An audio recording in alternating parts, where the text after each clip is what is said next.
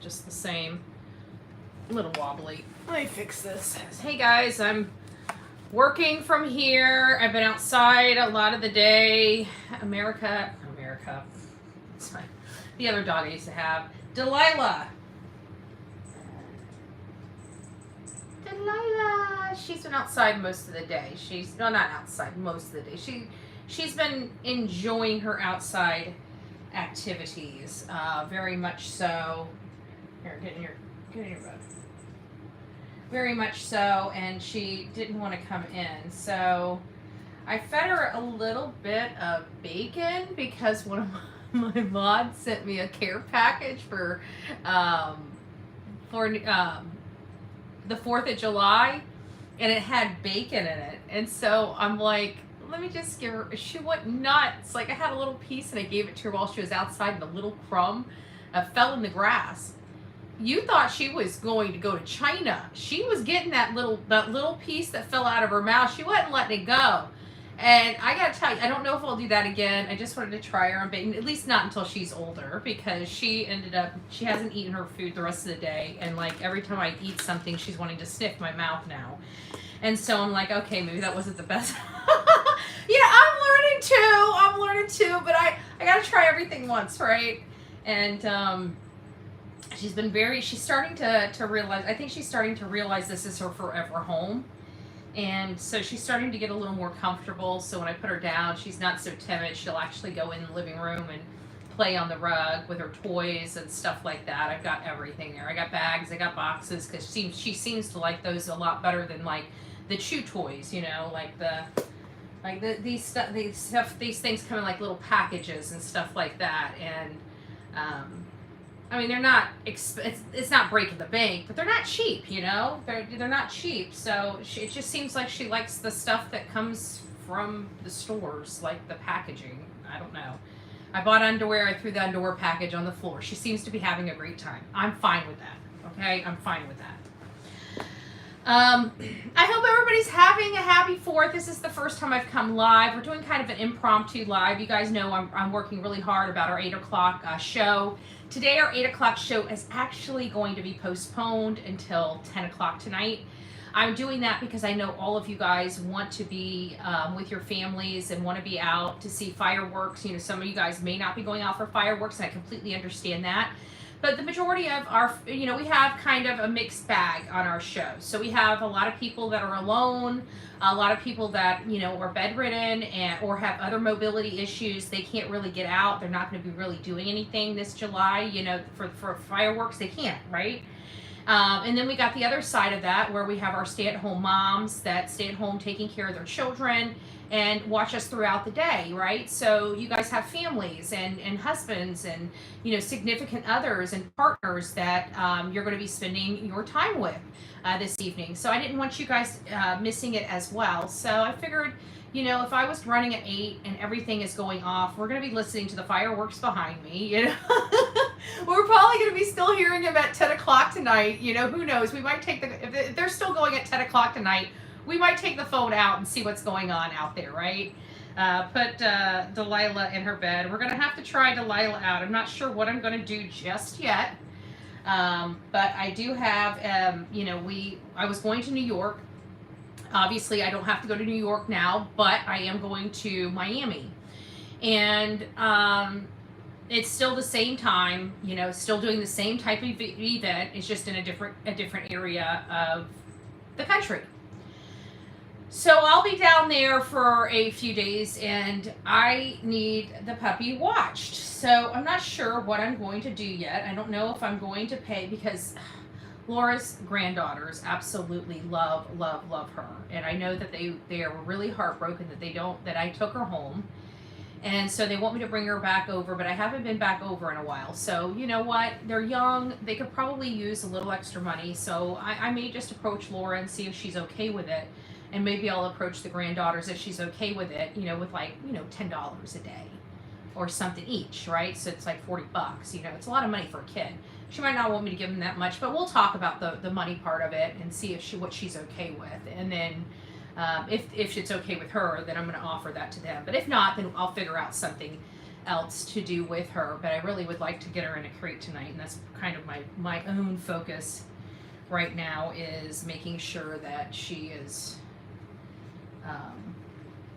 she's well taken care of. You know, I'm very fond of this little puppy, and so like I can already tell I couldn't stand. I have to be honest with you.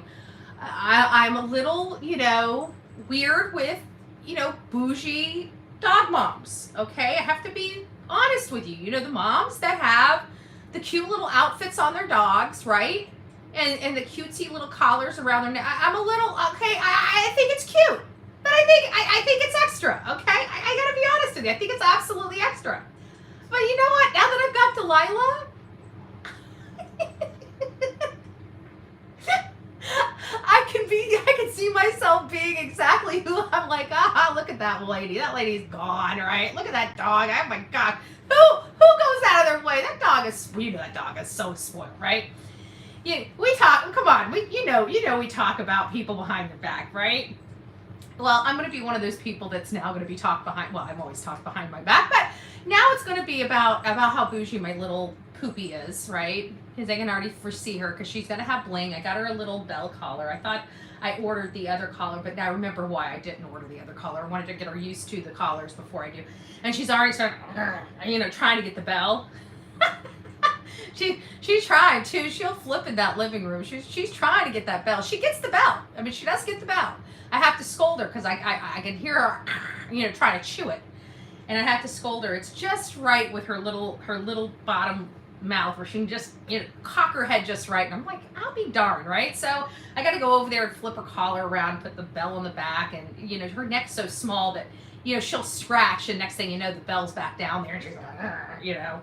So I've been doing, she's been liking these little things, these little meaty grillers. They're by Pedigree. I don't know if it's really good for her or not, to be honest with you. I'm learning that some of the stuff that we've learned are good for dogs this whole time. But you know, this is the way I am with a dog owner. I'm not going to sit here and worry about it. I'm going to make sure my dog's happy. You know, sometimes fat and happy is usually the way dogs go. I'm okay with that. People are like, oh my God, if you feed that, they're going to end their life. Look, you know what? If my dog's going out, she's going out happy, okay? Not thin. I'm just putting that out there, okay? I'm not thin myself, okay? She's got to be a little bit of a foodie here, okay? She's dealing with one. So PetSmart has doggy cookies. They live, they like them. I didn't know about doggy cookies. I'll have to check them out. You know what? I've been looking for a line of products to start, you know, figuring out. Maybe it'll be, you know, who knows? I might get into the dog food business. I don't know. I've got a puppy now that I have to worry about, you know? And I have to imagine that I'm going to start reading the bags like I do on our own dog food, right? And so I'm going to probably start seeing chemicals, and I'll be looking at myself like, why am I feeding my dog this garbage, right? So I might end up going and making my own darn food for her anyways, you know? It'd probably be a lot healthier, less preservatives, you know, a whole bunch of stuff. You know, I'm not a health nut, but I'm also not stupid. I understand that we get one body. You know, I don't treat my body like a temple like I'm supposed to, right? But I do believe that where I can, I try to, you know, be healthy. Anyways, that's a long story. I've just been, I don't know, I've been kind of chilling. You guys see that you guys have taken kind of a back seat because I got a baby puppy that's taking a lot of my time, and I didn't realize how exhausting a little puppy is. But I'm adjusting, you know, I have to adjust my sleep. I've got to adjust my time. I've got to adjust, you know, like I've never had playtime before. Okay?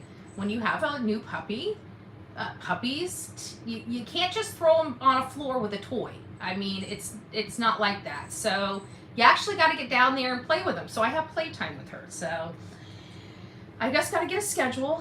Once we get a schedule, we'll be all right. But I'm still working on my own schedule because I didn't plan well. You know, I thought this was going to be no big deal. You know, dog, feed, you know, water, take outside, you know. I know they snuggle and stuff like that. It's not like my first animal, but I think I forgot how rambunctious and how you wake up throughout the night to go potty, and you know, we're in potty training time, so it's, yeah.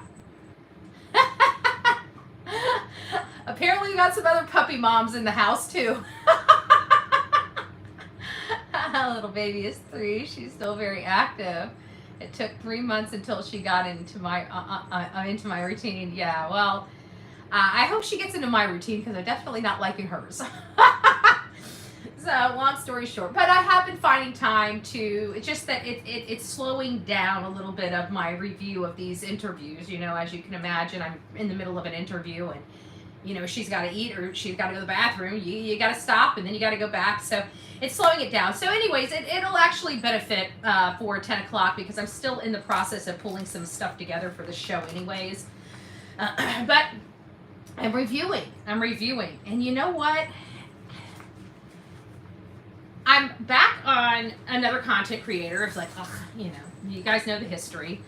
And it's with the neighbors interview. And, yeah, I got to go back and review it. Okay, I can't stand listening to it. Definitely can't stand looking at his face. But long story short is there's a lot in that interview about Katie and Katie's behavior that day. And it's very, for us to overlook it, even with my, right, would be foolish because there's some good information in there. And I'm just struggling with that right now. Right? I got to listen to that. And then I got to try to bring some stuff up. But it comes down to Katie and Katie leaving the home. Now granted, Miss Bobby wasn't up at the time. You know, she wasn't in that area at the time. I mean, I think she was, but she didn't have a direct look into what was going on. Some of the stuff she was hearing after the fact. You know, she spoke to the neighbor, and they were talking about that morning. Okay, Katie is getting up. She even alludes to, which I still think it's an assumption on her part, and a very grave assumption, because it's not an assumption on my part. I listened to Katie's story, and Katie methodically walks us through that morning. She woke up, she went to Sebastian's room. He was not there. She searched around the house. She could not find him. She calls her husband within 3 minutes. She's like, our effing son's not in the house. She's hysterical, she says. Hysterical, she says. She alludes to that she's hysterical. And that she gets in her car, not thinking about it, and starts driving toward the school, you know, driving up and down. She says up and down, right? She even does this because it's right before she does this whole fan thing on Olivia's interview, where she's driving up and down looking for her son. That's what she says, up and down looking for her son. And so I'm like, okay, you know, when did this happen? Ooh, I gotta sneeze. Live broadcast, can't help it. I'm having major allergies right now, and I forgot to take my allergy pill. So, poo on me, right?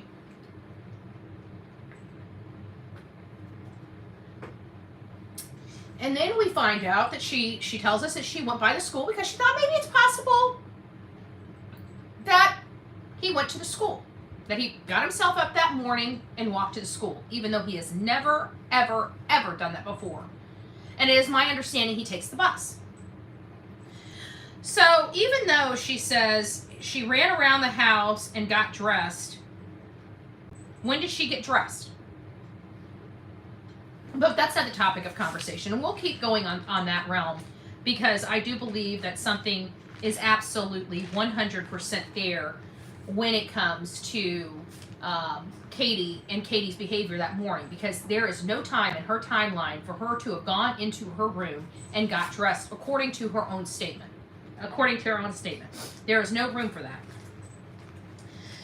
And then we learn from Bobby that the neighbor told her that she recalls her leaving. Hold on, guys. Let me see if I can turn this off just for.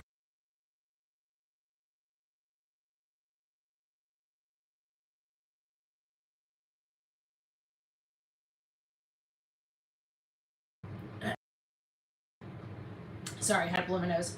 I didn't think you guys wanted to hear all that. I'm sorry, it's a live show. I know it's kind of gross, but I just sneezed and I have allergies. So join the YouTube content creators live show, right? We're not perfect. And we're damn sure not mainstream media. So, love it and deal with it, I guess.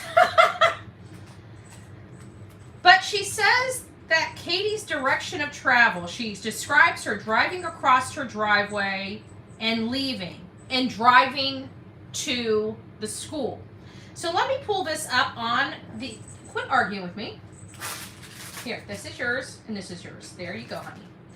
And then we go, let's just go ahead and play that so you guys can hear what Miss Bobby says, exactly how she says it. I think this is close enough. It's not coming right up. We're going to have about 15 seconds before it gets to that. Before she ventured out of the neighborhood, did she go up those roads? Do you know of the look? Did she go up my road? Your road or her road itself to the top of the cul-de-sac? You know, where the only thing I was, right, so the only thing I was told, of course, nobody in my house was up or out yet, so I can't verify that because we weren't out yet. So we're understanding. Oh, thank you, Michelle. We are understanding that this is coming. You know, she's getting this. Her neighbor described most of this to her. It sounds like they were doing their own little detective work, to be honest with you, because you'll hear in our deep dive tonight at 10. You're going to hear her state that when her friend put it all together, she could figure out the timeline of when everything happened. So it sounds like her because remember the time was stuck on a specific time, which is really weird. But the clock wasn't rolling right, so she had to base it upon the sunrise, the garbage truck, and the bus coming in, and subtract the timing and figure out what time it must have been that this light event happened, and that the light event happened, and you know the car. When all that happened, so they assumed it was around 3:30 based on this this calculation of reverse engineering, you know, knowing that when the trash truck and when the school bus comes in versus how long it took before that happened from that light event, and then they subtract the time. I don't know their specific calculation. That sounds like what they were doing. So let's just keep listening. And the neighbor that told me that she saw her SUV drive across her driveway saw her leave. So that's right. Oh, thank you, Clarissa. Maybe stay in the neighborhood a little bit and go up and down your own streets. Look at that was when she went to the school, thinking that he had walked to the school on his own, which I don't know why.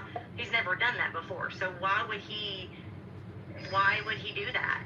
I mean, like, so I guess that's going to be opening up our conversation. About to go through here and say hi to everybody.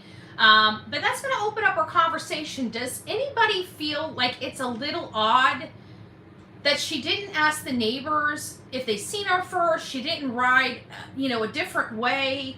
We hear in the green shirt interview when she's asked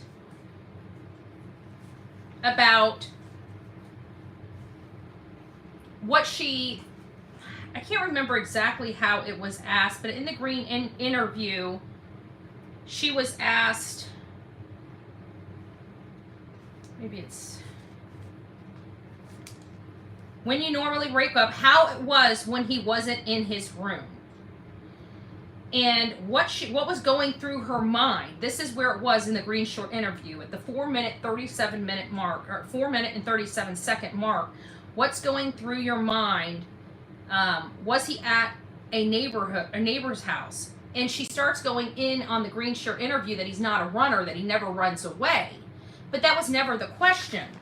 And then when you go to the Miss Bobby interview and you're listening to her, how she was that morning, and she says she sees her, the neighbor sees her going across her driveway, so she must be backing out and coming out of the driveway, and she directly heads toward the school, or Warsham's, if you really want to be more specific, because we do know that Kathy Bowersox happened to be up at Warsham's general store that morning around 5:45.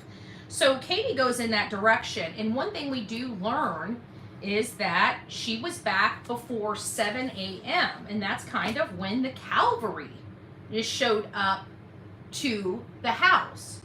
And of course, most of the neighborhood started getting aware that something was going on by around 8 a.m., according to Miss Bobby.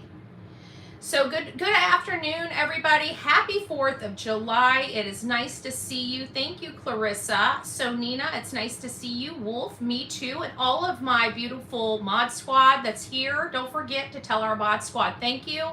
Your joy in this chat is brought to you by them and only them, because I don't touch the chat very rarely.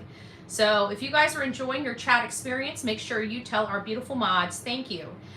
River, it's nice to see you. Michelle, Samantha, Wolf. Oh, Tony is up in the house. It is nice to see you, Tony. Sonia, another one of our beautiful mods. Don't forget, we are in the season of this case. If you guys would like to get a Team Foul Play shirt, hit up Sonia. She's got them in stock. Team Foul Play. Great, and it's a great quality shirt, but you know, at the end of the day, that's what we believe. And for me, it is my opinion, and granted, it may not be a lot of my audience opinion, or we may have varying opinions, but my opinion is this is foul play all day long, based upon everything that we've seen and watched over the years in these true crime cases. We know what grieving parents look like. We've seen an array of different behaviors from grieving parents, but we see grieving parents. In this particular situation, it's more like the West, more like the Wells, very, very low emotional or grieving type behaviors that are exhibited in public. They appear to always shelter away, not be in the public eye, trying to, you know, have the appearance that they're doing everything, but never really quite doing everything. So we can see the behaviors and identify a lot of parents that their behaviors are indicative of. None of the ones that we are bringing up are guilty, are innocent people. We have Letitia Stout. She's in jail right now for the rest of her life. We've got Jacqueline and Trezelle West. They're in jail for the rest of their life. We've got Don Wells and Candace Bly. They're not in jail at all, and neither are the people that did anything or something to Sebastian Rogers. Now, the reason why I say something is because there is a host of people that believe that he is somewhere, you know, that he's healthy, he's just put somewhere, whether it's with another family member, whether it's in a church or some other type of commune, or whether it's in some type of hospital or inpatient type of schooling for somebody with disabilities. That's what people think. I have to think at this point, if that was true, the parents would have said something by now, because there's nothing illegal about that. You may have a custodial type of court stuff, but for the most part, it's even if at best the custodial interference is a misdemeanor at best, and lying to law enforcement, including the FBI, is a felony. Like, you don't lie to the FBI. It literally, even if you're not, never committed a crime in your life and you lie to an FBI agent, you're going to jail. Period. It is a felony. So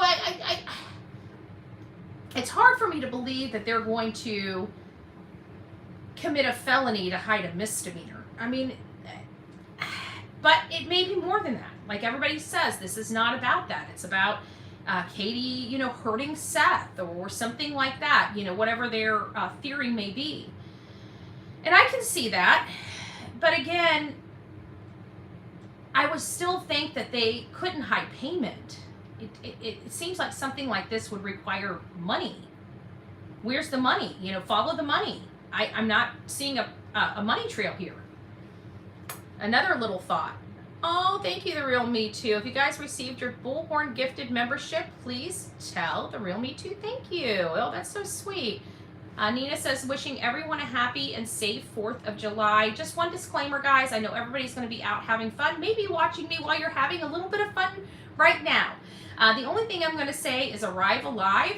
Don't drink and drive. Tonight would probably be a great night to look into your local tow and go to make sure that you might have it active in your community.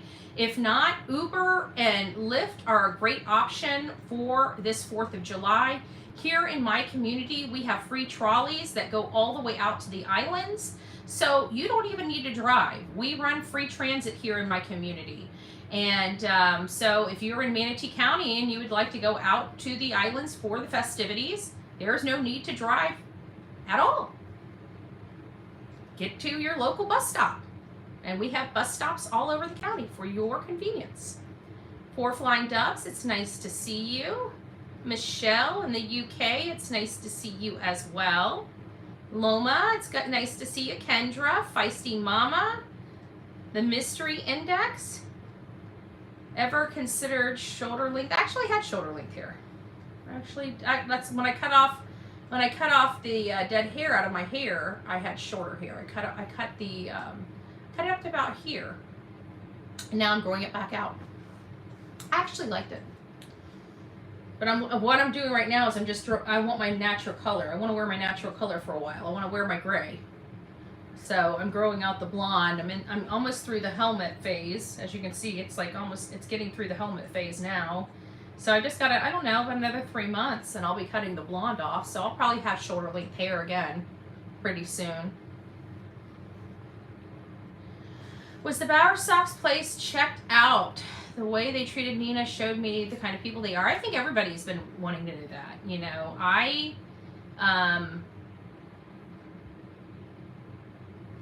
believe that they've been checked out, but I don't know how their house has been because they're removed from they don't live with the Proudfoots. So what kind of probable cause would they have? I mean, they may have asked them if they could search their house or something. They may have said no problem and appear to cooperate, but I don't know. I don't know. We know that they've searched the Proudfoot's home with multiple dogs. We know that they've searched the home with thermal heat sensor, which if that's only works if there's heat coming from somebody. And there's only one way to really generate heat from a human being, and that's if they're breathing, right? So they didn't do any forensics. You know, we're looking at this from all angles. There's a possibility that he's out there somewhere, but there's a possibility that he's not. And there's a possibility that something grave has happened to him. And that possibility is what's keeping us up at night. And when we hear that law enforcement is not doing DNA to determine what situation we're dealing with here, it's really becoming it's really burning my grits. Okay? It's burning my grits. And it's really it's just ticking me off. And I can't for the life of me understand why, because we have directives, which is not our first rodeo. Our country is well versed in children going missing. We're well versed that parents aren't always at what they seem. We're well versed that there's third party people that aren't as they seem. We're well versed in all of this. We're well versed in predatory behavior where people literally stalk them and prey upon them and enter their lives just to do terrible things. Like, we've watched all types of things. I mean, this is not our first rodeo. It's not like we're in conspiracy land here. You know, this is a real possibility, and there's no freaking forensics done. And we've got the mom going right past the last place he was and going straight to a school. And so we're also hearing from her, from Miss Bobby, that it appears, we'll have to listen to it. Let me find it. Here, it's at the 8:46 mark. That it seems that she left around, which is a little odd again, 6:15, 6:20, and she said, I think 6:15 to 6:20 was what she ended up staying on. So you mean to tell me that Katie is freaking? I didn't analyze these things until I started analyzing these things, And so we're taking Katie's story and we're putting it together with what is being known by the neighbors and being seen by the neighbors. And it appears that at this, right between then is when she discovered him missing. She runs around the house. She runs around the house around 6 to 6:15. Does anybody find that odd that she's up at 6 o'clock? She's already freaking out within 3 minutes, but she's still looking around the house before she gets in the car, almost up to 6:20 in the morning. So she's looking for her. There's no way it takes 20 minutes to walk around that house to look for a son before she gets in her car and leaves. And then Chris calls in law enforcement at 6:33 or 6:34 in the morning. And by the way, he was not on his crane at 6:33 or 6:34, as he implied in all of these statements. He was not, and I will repeat, he was not on that crane. He was not on that crane. He was not on that crane. He was not on that crane. His ass did not get on that crane or start going up there until almost 7 o'clock in the morning. He was not on that crane. He could not have been on that crane at 6:33 or 6:34 in the morning. I'm sorry. I'm sorry. I don't know where that came from, but I think it was a rumor intentionally put into the mix by some anonymous person or some person that says they know some. I don't know. I'm just saying what I learned. You know, and could I be wrong? Maybe I misunderstood somebody. Maybe that's exactly what happened. It does happen. I'm deaf in one ear. Maybe I missed something. Maybe I heard was and took it as was not. You know, I don't know. Call me crazy. Many people do. Many people do. Hey Kelly, it's nice to see ya.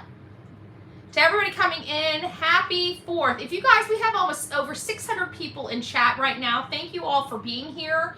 If you guys could go back out, thumb me up.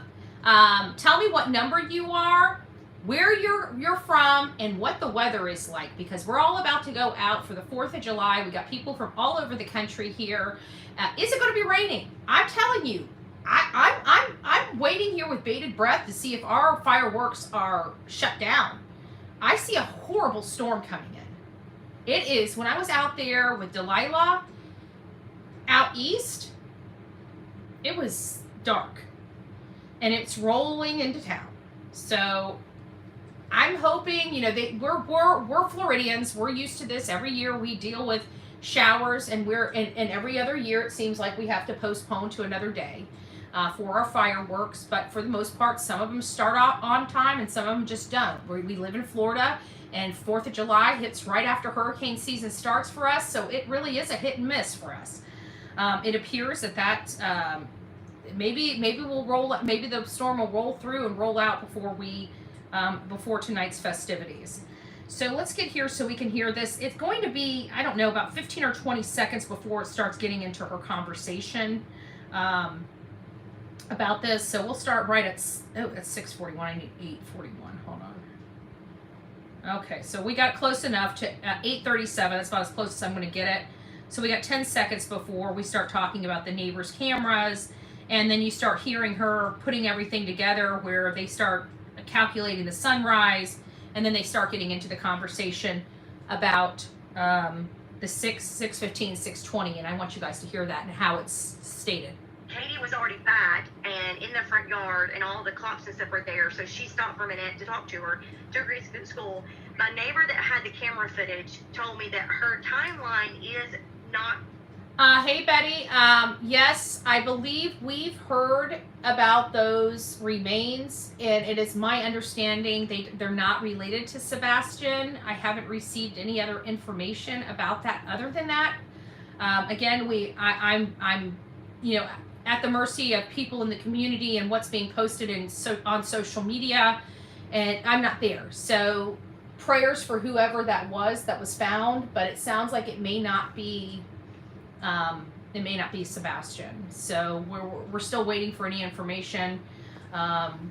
you know, I don't want it to end like this, but I hope and pray that we can find closure in the Sebastian Rogers case very soon. Working correctly, but when she puts it all together with the sunrise and then the bus coming through and all of that, she said it was approximately about 6 o'clock, 6:15, 6:20. It was right in between supposedly when she discovered him missing. Supposedly she gets up, she runs around the house, she gets dressed, and she drives out of the neighborhood. I think that's an assumption because she saw her dressed, because we've never heard Katie ever talk about getting dressed. As a matter of fact, it was just the opposite. She woke up, she went into his room, she freaked out, she calls Chris. Chris had her check here, had her check there. She immediately gets in her car, she drives around the neighborhood, she goes up to the school. The witness that spoke to Miss Bobby said no, she went directly out of the community. She never searched the community for her son. She never went up. There's not that many roads.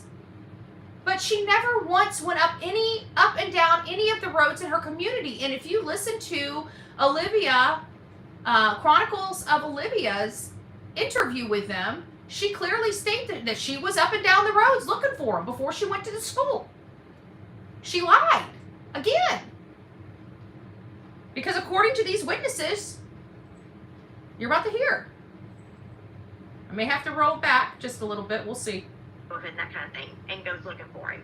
But I know the neighbor next, if you're looking at the Proudfoot's house on the left, when she went running out of her house hysterical.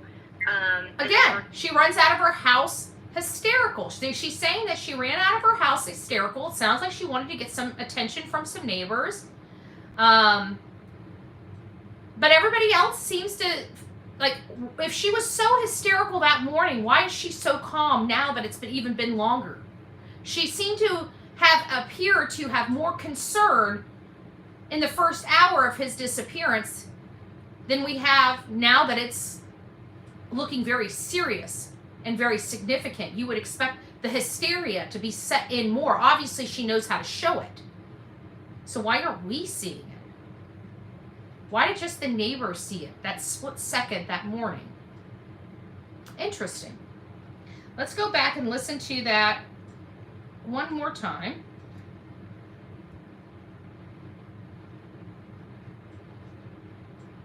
Katie was already back and in the front yard, and all the cops and stuff were there, so she stopped for a minute to talk to her, took her to school.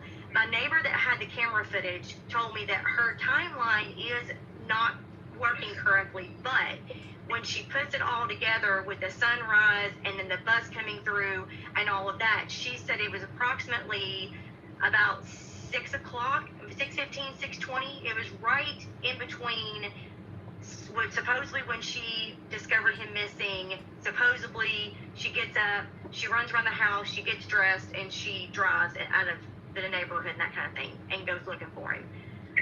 But I know the neighbor next, if you're looking at the Proudfoot's house on the left, when she went running out of her house hysterical, the neighbor next to her was already out. You know, of course, everybody's getting up, getting ready for work, getting kids ready for school. Bus comes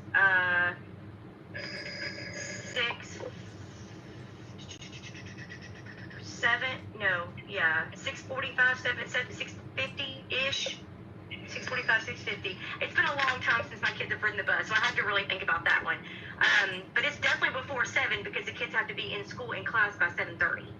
And we're the last pick up before he actually goes to school because we're right next to the school. So, you know, everybody was getting up and getting ready for work and everything. So she actually saw her out, and she asked her what was going on, and she told her. And so she actually walked around the house and was helping her look around the house. So she was already back from looking around 7. Does that make sense to you? Because she's saying that she was hysterical, and her hysteria happened when she came back. Now, Katie had already searched her house inside and outside, according to Katie, and then she gets in her car and leaves. And on her way from the school, Chris three-ways law enforcement, and they tell her that they're on the way, that she needs to get back to the house. And so she's back at the house before the bus comes, which is at 6:45, 6:50-ish, but definitely before 7 a.m., and then she has the hysteria Then the neighbor helps her look around the house again. And I put it here, Katie was already back from looking at this time. So they're looking around the house, and now she's acting hysterical in front of her neighbors and when the cops come up. But when the neighbor drives her kids to the school around 7, Katie's in the front yard with law enforcement. And it sounds like she's a much calmer Katie, which you would expect her to be a little more nervous with all the police there. Because we've seen moms that have we've watched videos, not my videos, just videos of body cam footage of moms that truly are missing their children, where their children wandered off, and you're looking at the mom's behavior, and they're very antsy, and they can't sit still, and they're constantly on the phone, and they're calling people, and they're saying, hey, my son's missing, they're screaming it from the rooftops. Here, you're not getting that. Here, you're getting Katie talking with her mother or her mother-in-law about vacations and jewelry. She's not getting on the phone. She's not, it doesn't seem like she has this hysteria that was seen by this one particular neighbor. And it's not feeling right. And then when we learn that Katie didn't even really search the community, she didn't even drive up to her own cul-de-sac before leaving the neighborhood. And every time anybody asks her, like, did you go and ask the neighbors, or maybe he went over to the neighbor's house, her response is, he's not a runner, he wouldn't run away. And it's like, does he not visit the neighbors at all? I mean, does he? It's starting to paint a picture that this boy doesn't go out very much. And so I was in here yesterday, as a matter of fact, or maybe it was this morning, and we were talking, maybe it was the live this morning, or the premiere this morning that Seth was in chat. And I'm like, he doesn't have friends. And Seth popped in here and said, he's got friends. That's just how they treated him over at his mother's house. And so I'm like, it's definitely a different dynamic. So I'm opening up the chat right now. I've been chatting for a little while. What do you guys think about this entire situation when it comes to Katie leaving the community and not even checking her own roads in her community if he's on those roads? And why would she automatically think that he walked to the school? And why did it take her so long? The school is literally 3 minutes. If you guys go look at my thumbnail for this, I posted the map. It's only 3 minutes. The school's only 3 minutes down the road from her house. Why did it take her 15 minutes? Did she sit in line? Is there a line at that time of morning? You have to think the parents dropping off. You guys are parents. You guys have done this before. You know how it is. You guys sit in line. Did she go and sit in line to talk to somebody? Or did she drive right in and say, hey, is my son here at the school? Did she go into the school to ask? Or did she just leave to go toward Warsham's General Store? I'm just curious. Did anybody from her school see a hysterical Katie rolling in there to say, my son's missing from the house? Did he come here? Is he here? Have you seen him? Can you check the cafeteria? Has anybody seen my son? Did we get that from her? I'm curious from the school. Did she go into the school to see if her son was there? What took her so long to get back to the house? It sounds like it took her a good 10 or 15 minutes from the time she left to get back to the house. I could be wrong in my timing, but I'd like to know. We need to petition the DA and the sheriffs. Yeah. Chris never gave Sebastian a peace of mind. Chris and Katie has no love. If she overdosed him, would dogs pick up scent? From my understanding, dogs pick up scent fairly early on, but it's, if they got him out of the area within 2 hours from the time, 2 or 3 hours, I don't know.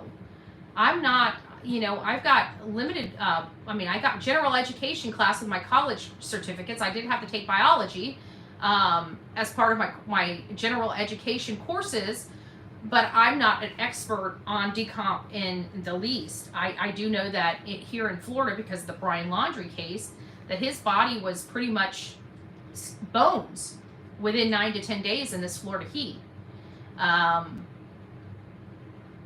It was very noticeable, and why the dogs didn't hit on him, I have no idea, because when we got near it, it was pungent. Like, when they say you know the smell, it's a very distinct smell. I can definitely concur that it is a distinct smell. There is definitely, that is a smell that if I ever recognize again, I'll know exactly what it is.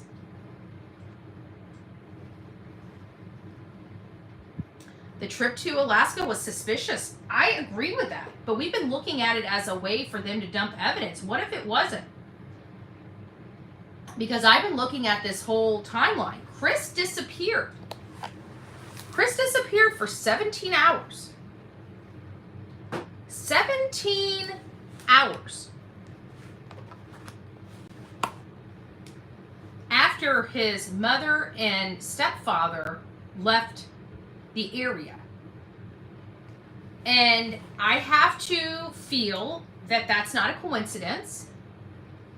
That by them leaving, I just keep feeling like plausible deniability here. Did he use one of their homes? Did he use their vacation home? Did he use one of their vacant homes that are being listed? You know, I feel like there is a reason why Kathy Bowersox and Terry Bowersox left the immediate area shortly after the their step-grandson disappeared. I do believe it plays a role in it, but I think we're misreading the role it's playing.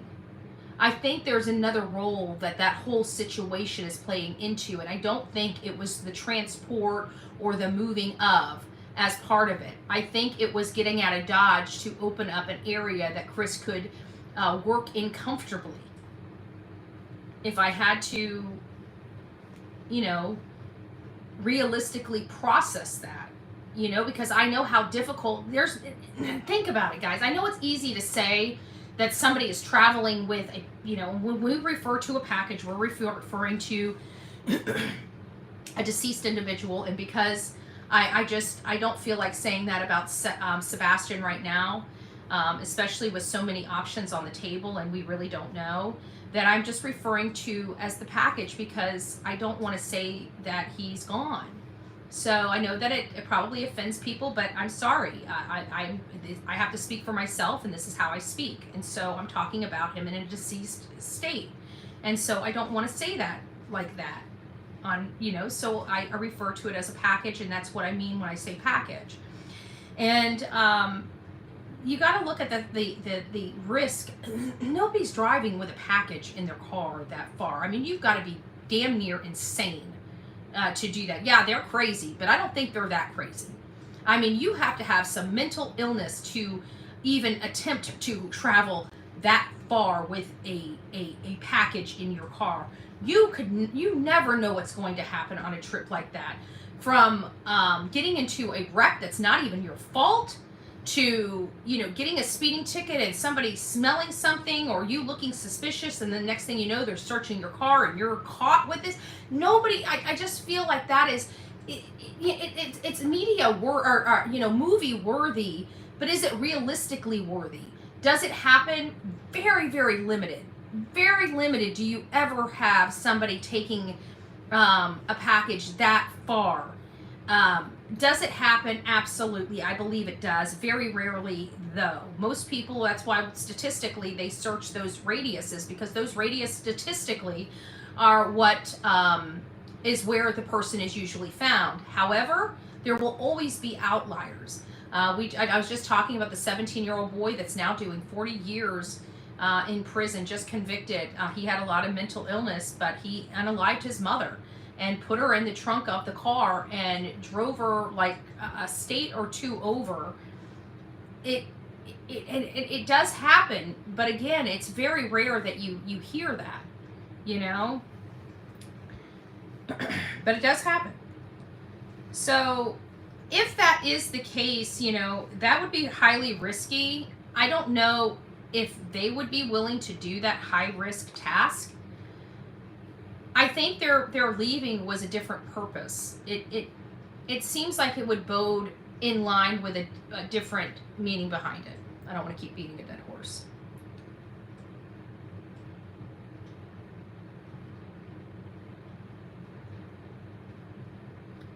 I don't think she went into school.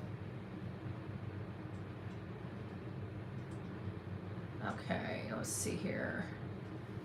Who really knows the truth when he really went missing? Exactly.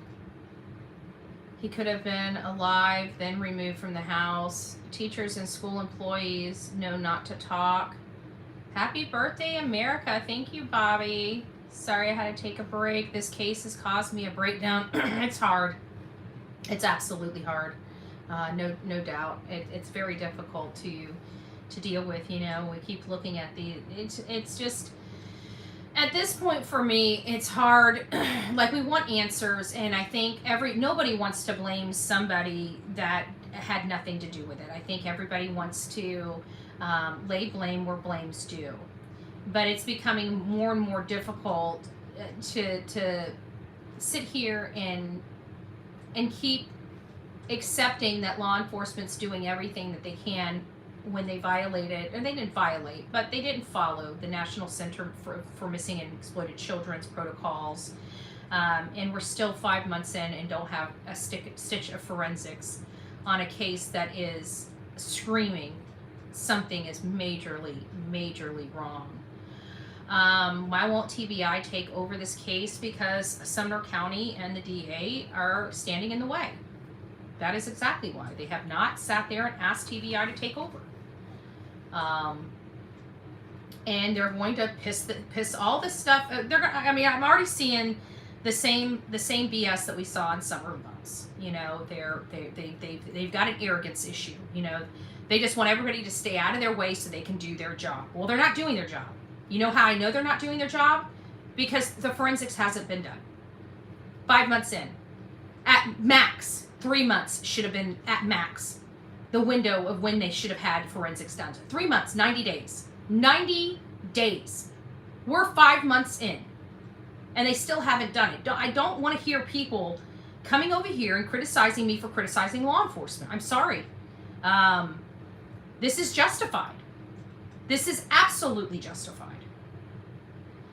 And then we have, you know, Taylor Casey, another case that is a little bothersome for me. I'm not going to spend too much time on Taylor Casey. If you guys would like to go over, we have set up a Facebook group called The Mysterious Disappearance of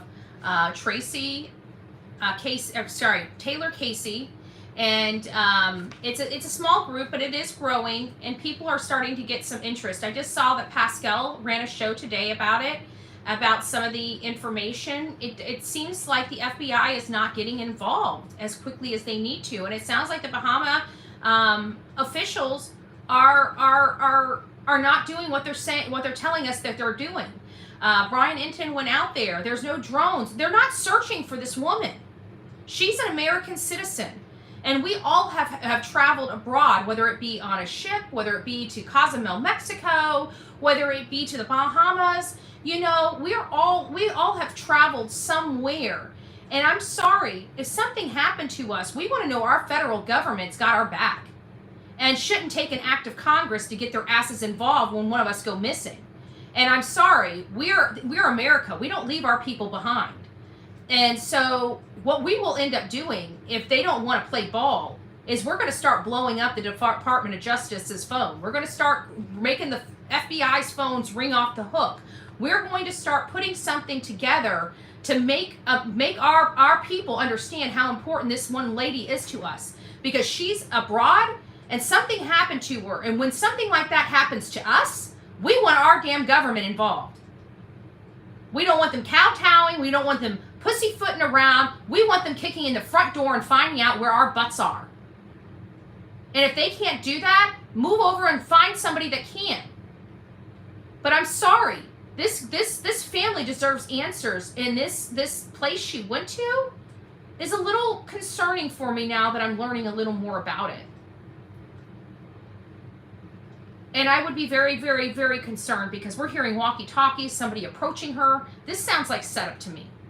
And people are talking about her gender. I don't want to get into gender issues on here because it doesn't matter what her gender is when it comes to these cases. But the only reason why we are going to bring it up is because so many people have brought it up.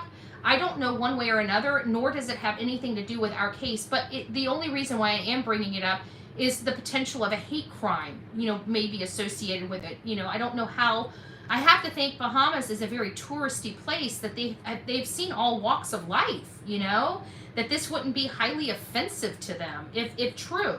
So the only aspect that we're going to discuss when it comes to that is the potential for the hate crime, because at the end of the day, she's a beautiful young lady that went there to, you know, become a yoga instructor and be centered and have this experience, and she's missing, and her phone was found, and things don't sound right, and it's making us feel uneasy. And when we start hearing some details, it's screaming human tea.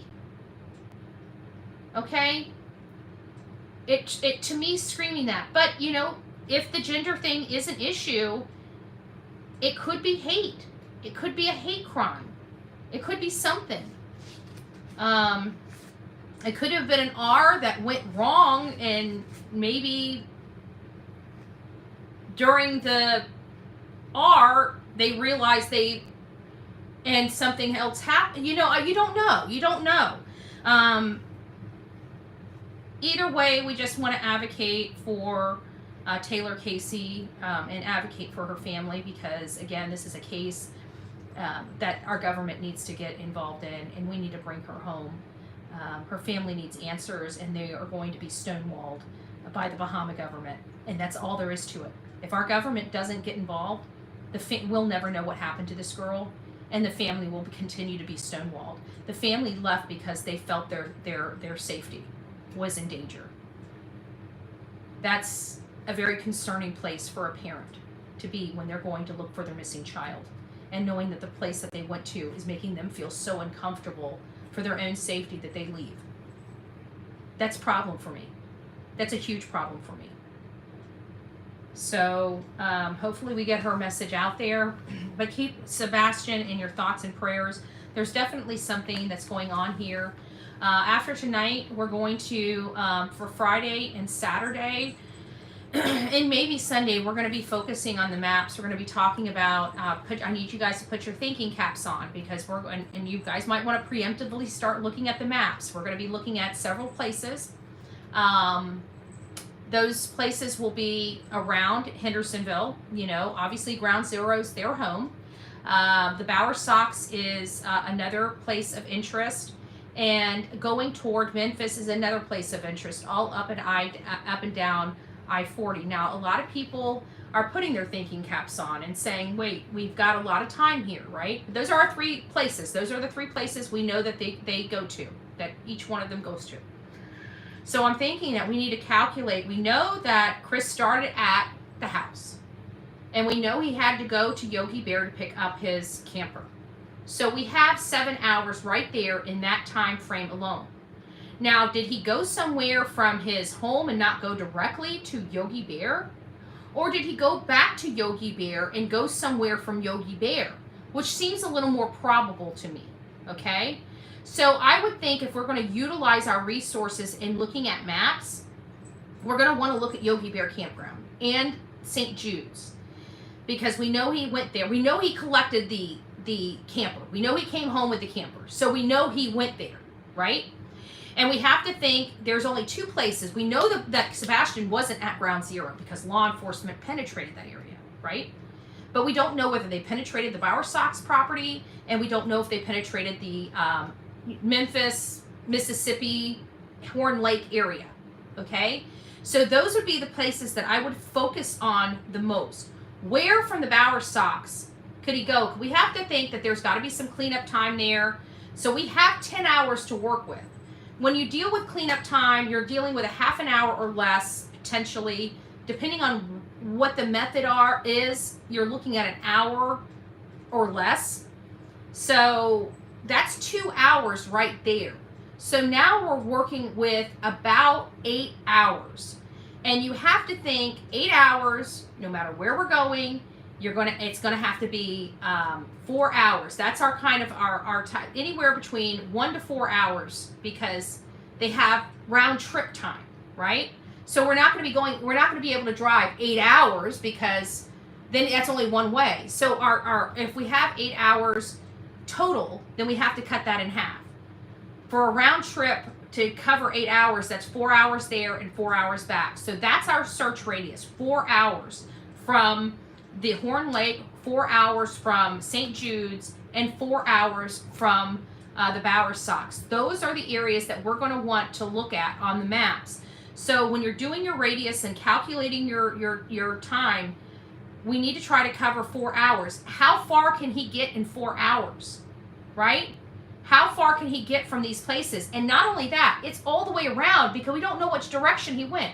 We have to do 4 hours north, 4 hours south, 4 hours east, 4 hours west. We got to see everything that's in that peripheral. And does something scream out to us that might be like winner, winner, chicken dinner?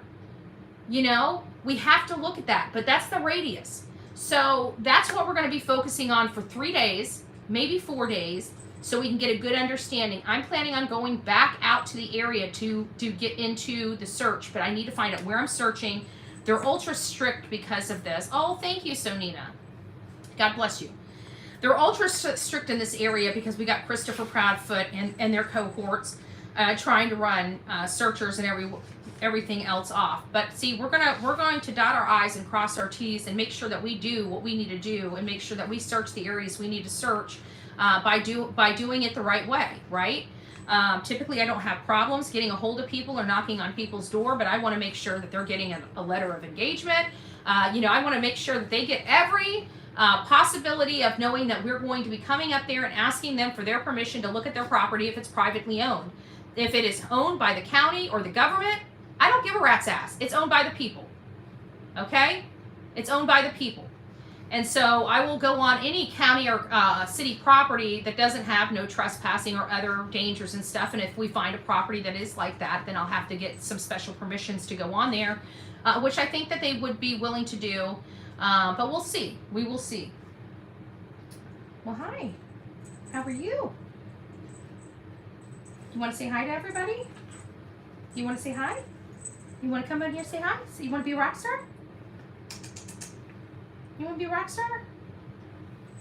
Oh, you want everybody to see you. Say hi. Say hi. See, I love my mommy. She's spoiling me. She's spoiling me. She is. She keeps me busy. She keeps me busy. Yeah, she loves me as much as I love her. I gotta tell you, she does not like me being out of her sight. She likes being snuggling up to my neck. Oh, thank you, that puppy breath. She loves snuggling up to my neck. I put her in her own bed, and she's already, she'll put one paw out, then the next paw out. I'm sitting here talking, and the next thing I know, I look down, and I got a tumor on the side of my butt, a black tumor that looks this cute. And I'm like, oh, you got out of your bed. And she's like, yeah. And then when I try to put her in her bed, she goes, urgh. She doesn't like going in her bed. She wants to stay by me. She's just so cute.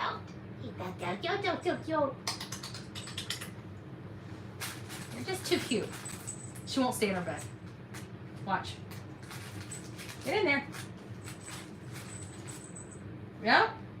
No? Go over here. Your bed. That's your bed. She's already here. Let's put her back in. How long do you think it's going to take this time? 2 seconds. 2 seconds. You can already see her right here. No, the baby girls. The baby girls. Hi. Hi. Everybody thinks you're so pretty because you're so pretty. You're the cutest little thing ever. Yes, you are. Yes, you are. Okay, I'm going to let you go. Now you guys know why you guys have taken a tiny back seat.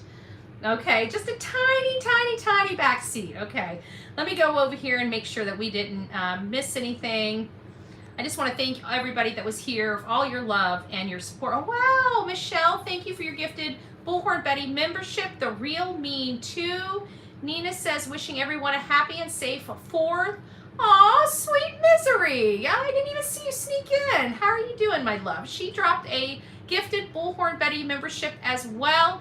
And so Nina gifted 5 Bullhorn Betty memberships. If you received your Bullhorn Betty membership, please, please, please don't forget to tell the people thank you. Thank you for supporting the team. Thank you for supporting the work. This is a lot of work. I can tell you that. It's a lot of work. it's going to be, you know, we go out to these cases for a reason. We get involved in these cases for a reason. Most of the reason we get involved in some of these cases is to bring attention to them. We know that in the mix of the chaos and the bullying and the hate, you know, we can drive a message a lot further and harder and than most can. And we have the ability. I just walked into my house. Hello? Hey. Oh, jeez, Mom, I'm on a live. You scared the shit out of me. All right, guys, let me go. My mom just walked in. She scared the shit out of me. I thought nobody comes over, and my door went wide open. Whew. All right, guys, I will talk to you later. God bless.